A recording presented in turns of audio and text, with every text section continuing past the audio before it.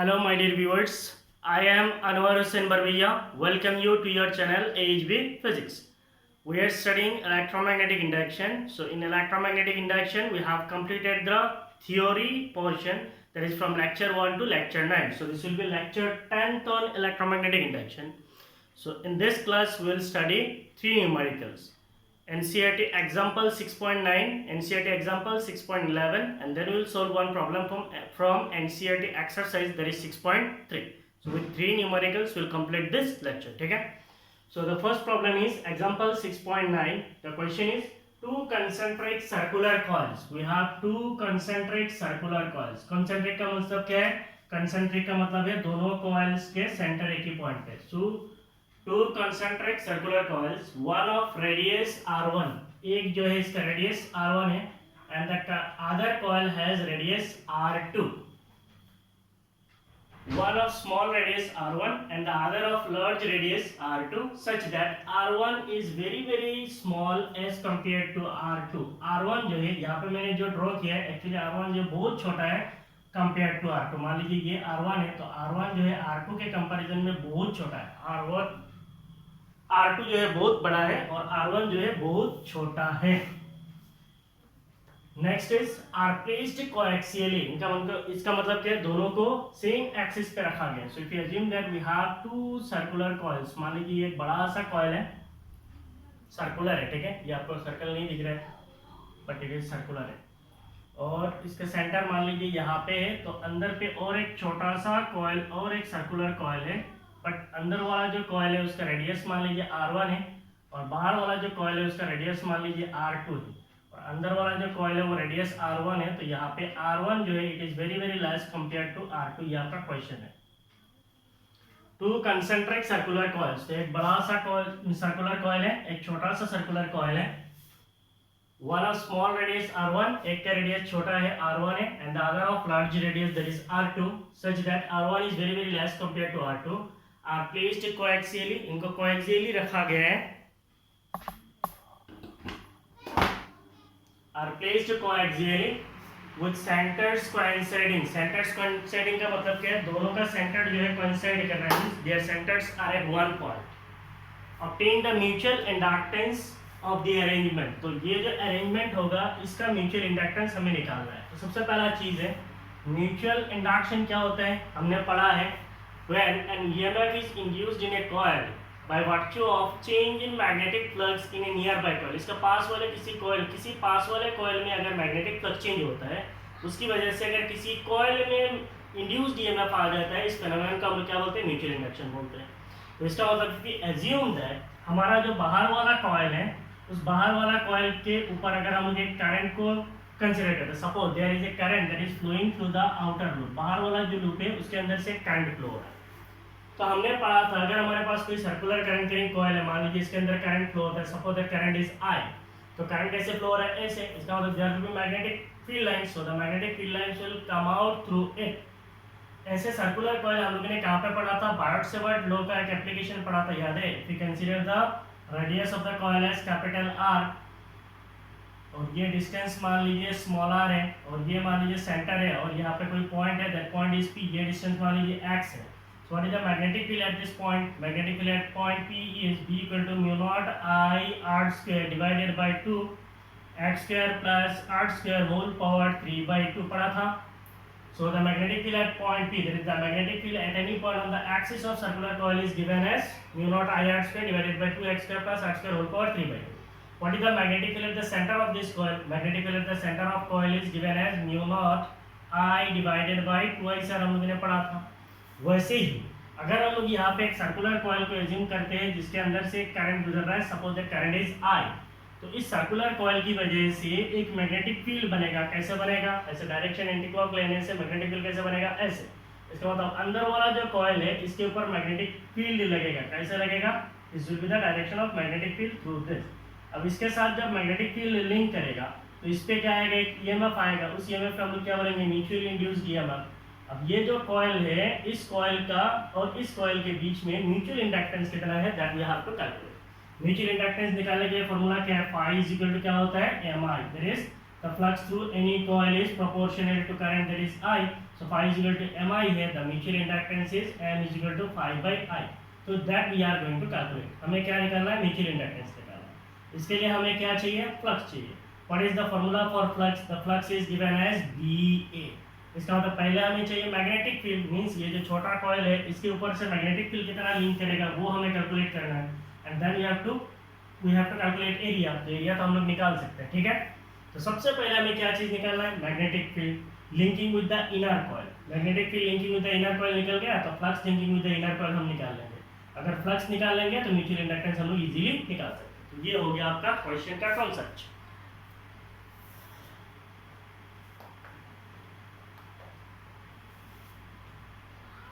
So first will consider, इसको solve कैसे करेंगे। Suppose a current I is passed through outer solenoid. A current I is passed through the outer coil.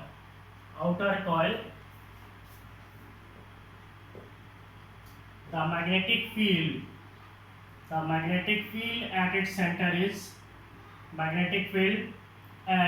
its center is suppose A current I is passed to the outer coil. Outer coil जो है इसके ऊपर हम लोगों ने एक current को pass किया, that current is I. The magnetic field at its centre is, what will be its magnetic field at the centre, the magnetic field at the centre is given as mu naught I divided by 2। Radius कौन सा होगा, outer coil का radius कितना है, R2 है, so it will be R2, so it is mu naught I divided by 2 R2। This is the magnetic field. As the radius of inner coil का मतलब क्या है, R1 is much smaller as compared to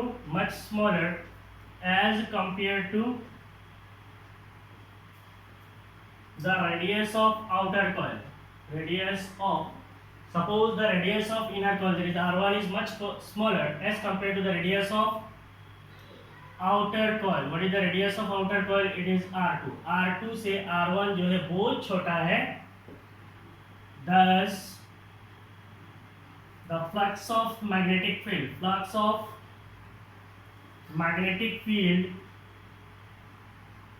linking with inner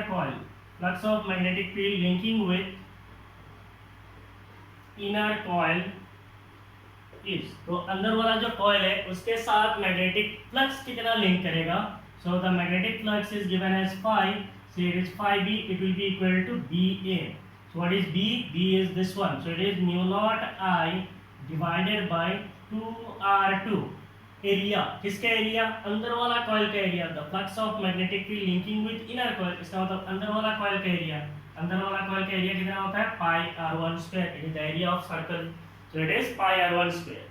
Now what will be the mutual inductance? The mutual inductance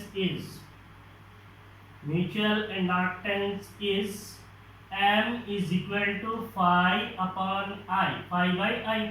So what is phi? Phi is mu naught I divided by I.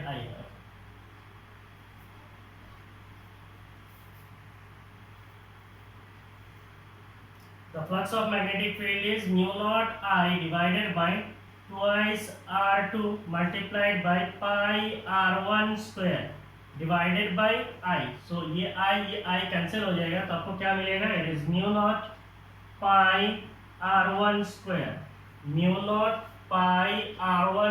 divided by 2R2 So the mutual inductance is, so यहाँ पे लिख देता हूँ, therefore the mutual inductance between these two coils is mu naught pi R1 square divided by twice R2। ठीक है, आपने समझ लिया आई होप। तो आपको क्या करना है, एनसीईआरटी के जितने भी एग्जाम्पल प्रॉब्लम्स है वो सारे आपको करना है। एनसीईआरटी में एग्जाम्पल्स में कुछ एक्सप्लेनेशन टाइप क्वेश्चन आता है, वो सारे आप रीडिंग मारना। एक्सप्लेनेशन टाइप थ्योरी टाइप होता है, वो रीडिंग मारना। वो बेसिकली मैं नहीं कराता हूँ, जो न्यूमेरिकल टाइप है उसको कराता हूँ। तो सारे एग्जाम्पल्स इंपॉर्टेंट है, और exercise is very important. Additional exercise it is not required, ठीक है। एडिशनल एक्सरसाइज अगर आप कर सकते हो देन इज वंडरफुल, नहीं कर सकते हो there is no problem, but example and exercise is must, you have to do it to score good marks in physics. ठीक है, तो ये हो गया आपका पहला प्रॉब्लम। आप इसको पोज मारिए, लिखिए।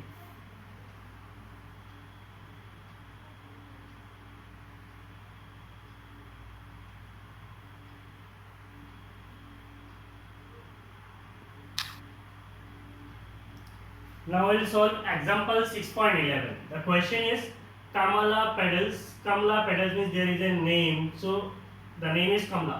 Kamala pedals a stationary bicycle. मान लीजिए कोई एक बाइसिकल है, तो आप लोगों ने बाइसिकल तो देखा होगा सब लोगों ने। बेसिकली बाइसिकल्स का कैसा होता है, ऐसा कुछ पैडल्स होता है कि नहीं है, एक नीचे होता है तो एक ऊपर होता है। चलो something like this. Kamala pedals a stationary bicycle means एक stationary bicycle है, so this is at rest, so this is a stationary bicycle। मान लीजिए इसको थोड़ा ऊपर करके मीन्स किसी चीज के ऊपर, हैंगर के ऊपर रख के मीन्स फिर घुमा रहा है, स्टेशनरी बाइसिकल है। The pedals of the bicycle are attached to a 100 turn coil. तो ये जो पेडल्स हैं इसके साथ क्या होता है, बेसिकली यहाँ पे क्या होता है, ऐसे मान लो चेन के साथ यहाँ पे एक कॉइल अटैच किया गया है। ठीक है, सो कॉइल कहाँ पे ड्रॉ करूँ, यहाँ पे कोई एक मुश्किल है यार,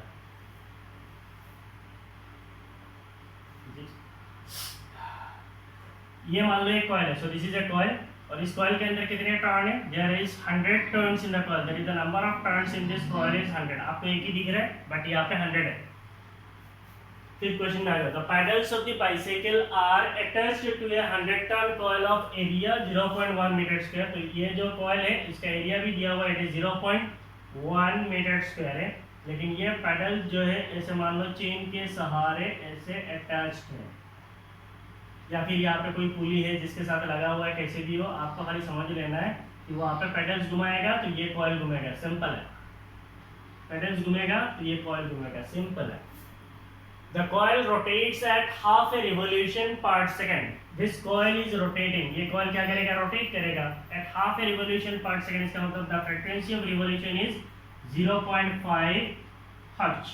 Half a revolution per second, so revolution per second is frequency, so the frequency is 0.5 hertz and it is placed in a uniform magnetic field। तो ये coil को हमने कहाँ पे रखा है, एक uniform magnetic field के अंदर रखा है, so this is our coil, ये हमारा coil है। This coil is placed in a uniform magnetic field of 0.01 Tesla. तो यहाँ पे एक uniform magnetic field है, लेकिन condition क्या है देखो, uniform magnetic field of 0.01 Tesla perpendicular to the axis of rotation of coil। तो अगर मैं बोलता हूँ ये मेरा coil है, ये rotate कर रहा है, इसका axis of rotation क्या होगा, ऐसा होगा। So the magnetic field is placed in a uniform magnetic field of this Tesla perpendicular to the axis of rotation of coil। So इसका मतलब मैग्नेटिक फील्ड कैसे लगेगा, मान लो मैग्नेटिक फील्ड ऐसे लगेगा, perpendicular to axis of rotation. Axis of rotation में अगर ये है कॉइल, अगर ऐसा रोटेट कर रहा है तो इसका परपेंडिकुलर मींस मैग्नेटिक फील्ड कैसे लगेगा, ऐसे लगेगा। ठीक है, लेकिन ये कॉइल कितना है, 100 टर्न्स कॉइल है, तो इसका मतलब इस कॉइल के ऊपर क्या लगेगा, मैग्नेटिक फील्ड लगेगा। तो मान लीजिए मैग्नेटिक फील्ड ऐसे लग रहा है, ठीक है, एज्यूम कर लो, सारा ड्रॉ नहीं कर सकते। What is the maximum voltage generated in the coil. तो इस कॉइल में कितना वोल्टेज जनरेट होगा, जस्ट इमेजिन इसके सामने क्या है, एक पेडल है, इस पेडल के साथ एक चेन कनेक्टेड है और ये चेन जो है कॉइल के साथ कनेक्टेड है। एज्यूम कर लो ऐसा है कोई एक कॉइल है, so this is a coil, इसके अंदर कितने टर्न्स है, 100 टर्न्स है।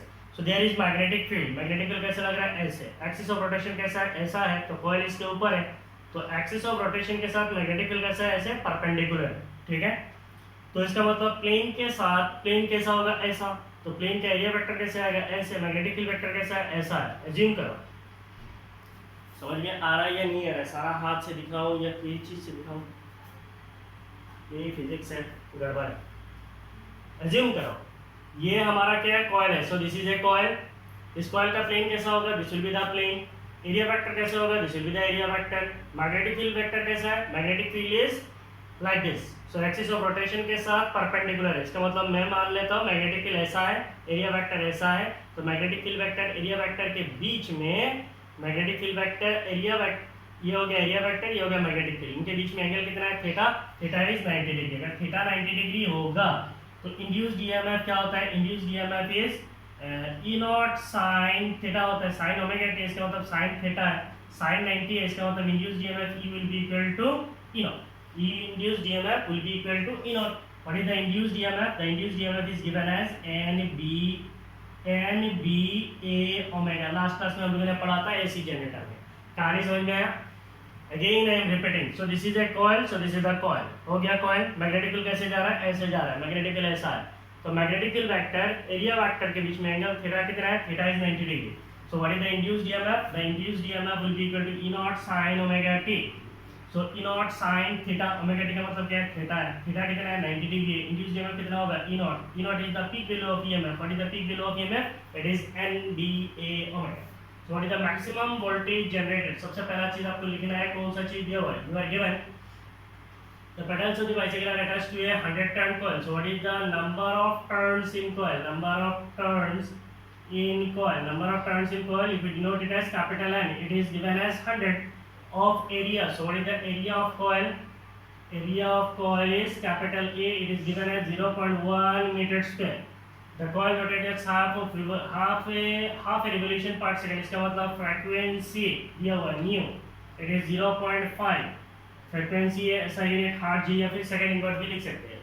And it is placed in a uniform magnetic field. So we are having the magnetic field. What is the magnetic field? The magnetic field magnitude is B. It is given as 0.01 Tesla. Perpendicular to the axis of rotation of the coil. What is the maximum voltage generated in the coil? So the maximum voltage generated in coil is maximum voltage generated in coil is the maximum voltage is, अगर हम लोग बोलते हैं E max, the maximum voltage will be equal to NBA omega. So this can be written as N. What is N? N is हमारा यहाँ पे N is 100, B is 0.01 and B A is area. Area क्या होता है? Area भी दिया हुआ है, it is 0.1 and B A omega. Omega को हम लोग क्या लिख सकते हैं? Omega we know that omega can be written as 2 pi mu.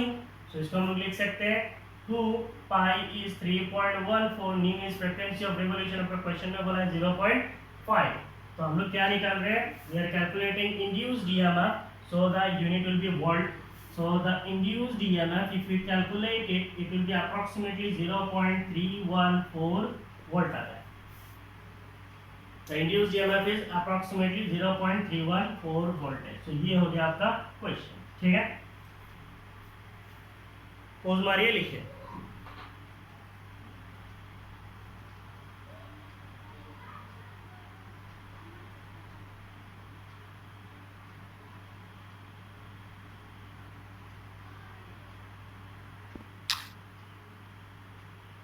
So now we'll solve one exercise problem. The exercise 6.3 है ये. Question is, there is a long solenoid with 15 turns per centimeter, has a small loop of area 2 centimeter square placed inside the solenoid normal to its axis. If the current carried by the solenoid changes steadily from 2 ampere to 4 ampere in 0.1 second, what is the induced EMF in the loop while the current is changing? ये आपका question है. So if you now consider a solenoid, assume there is a solenoid. मान लो ये कोई एक solenoid है. Say this is a solenoid. A long solenoid with 15 turns per centimeter. So आपका यहाँ पे ध्यान देने की चीज है 15 turns per centimeter. हम लोग ये n पढ़ते हैं. What is this n? It is number of turns per unit length होता है. Number of turns per unit length. Unit length का मतलब है 1 मीटर का लेंथ. तो हमारा क्वेश्चन में क्या दिया हुआ है? हमारा क्वेश्चन में दिया हुआ है नंबर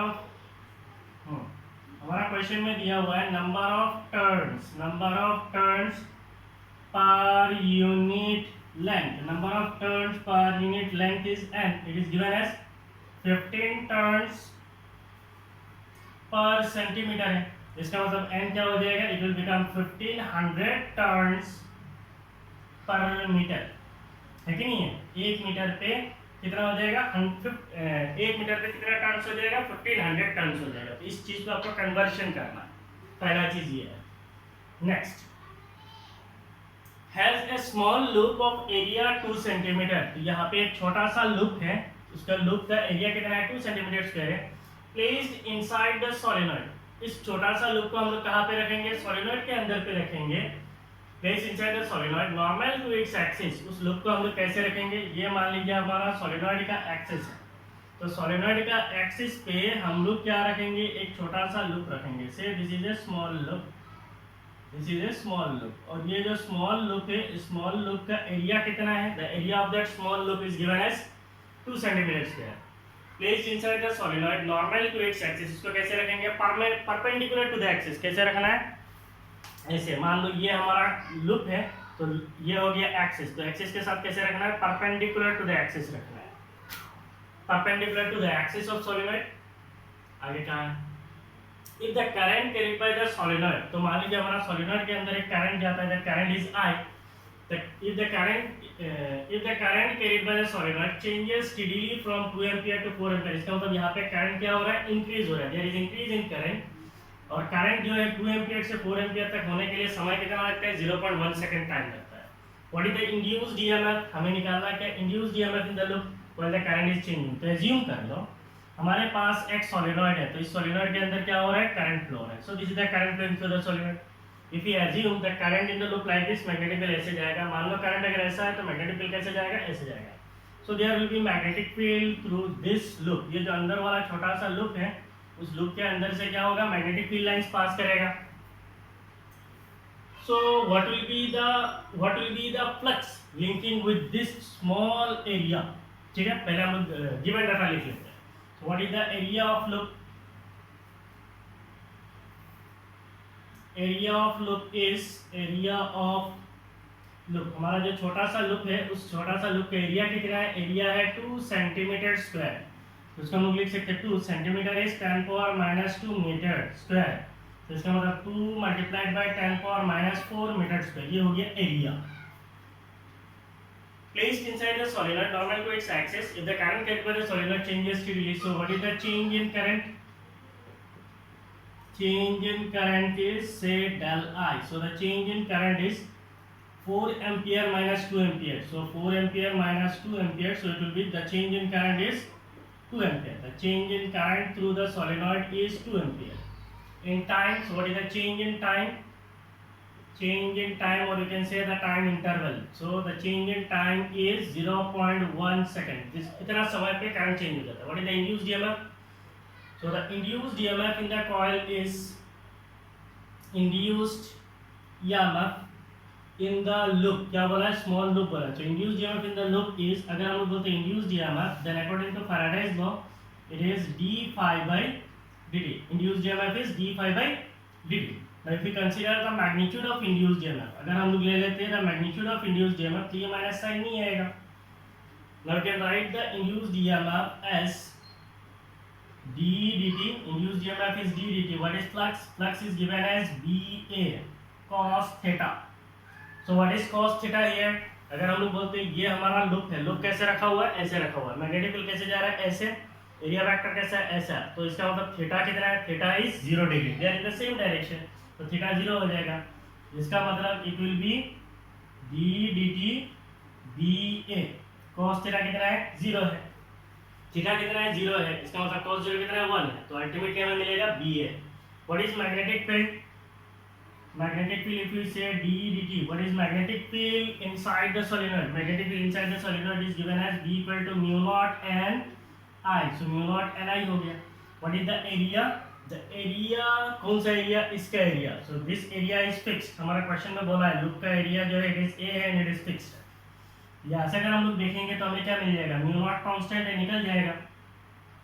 इसको एक साथ लिखना पड़ेगा, area multiplied by area. So mu not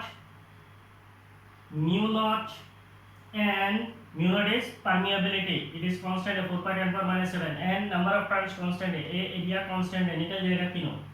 तो डिफरेंशिएशन के अंदर क्या रहेगा, di divided by dt। So this will be the induced EMF। ठीक है, so the induced EMF E will be equal to mu naught। what is mu naught? it is 4 pi 10 power -7। तो पाई का value लिख लेते हैं।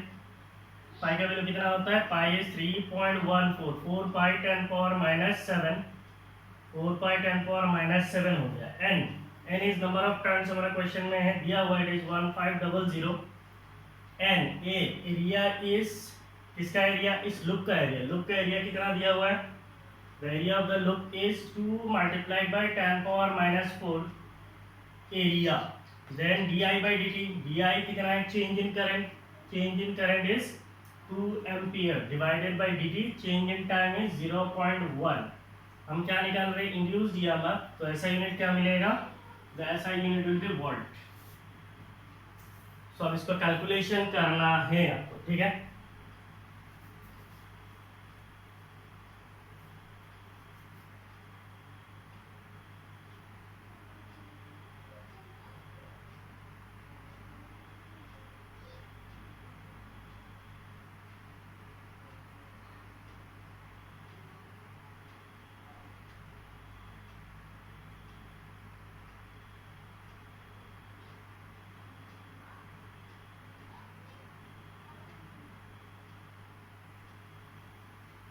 ये आता है 753,600 multiplied by 10 power minus 7 minus 11, तो इसका मतलब, इसको अगर हम लिख लेते हैं 7.5 इंटू 10 पावर कितना हो जाएगा,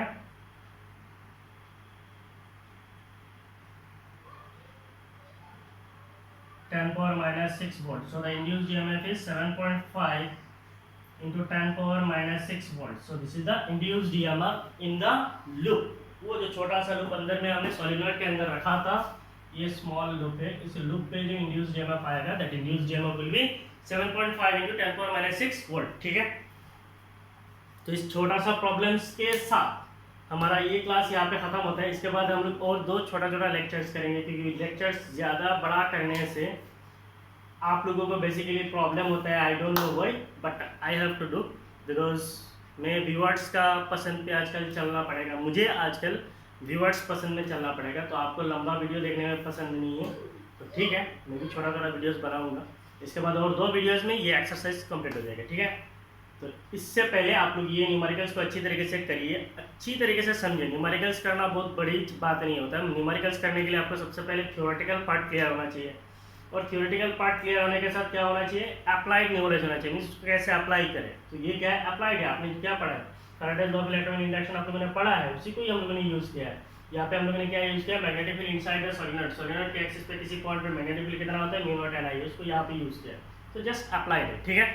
टिल देन आप लोग अच्छी तरीके से वीडियोज़ को देखिए, और जो लोग मेरे चैनल पे नए हो please subscribe my channel, those who are already in my channel please help me to reach more and more students, so that more and more students can be benefited out of me. At present I am working only for you only, ठीक है। Thank you for watching my videos.